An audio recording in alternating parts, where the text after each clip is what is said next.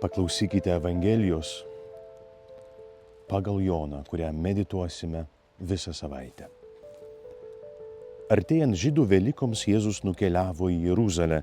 Šventykloje jis rado prekiaujančių jaučiais, avimis, balandžiais ir prisėdusių pinigų keitėjų.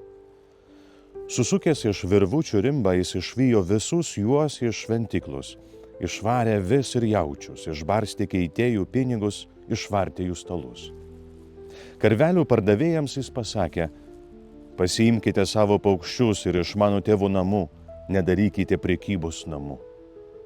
Jo mokiniai prisiminė, kad yra parašyta: uolumas dėl tavo namų sugrauš mane. Tuomet žydai kreipėsi į Jėzų sakydami: kokį ženklą mums galėtum duoti, jog turi teisę taip daryti?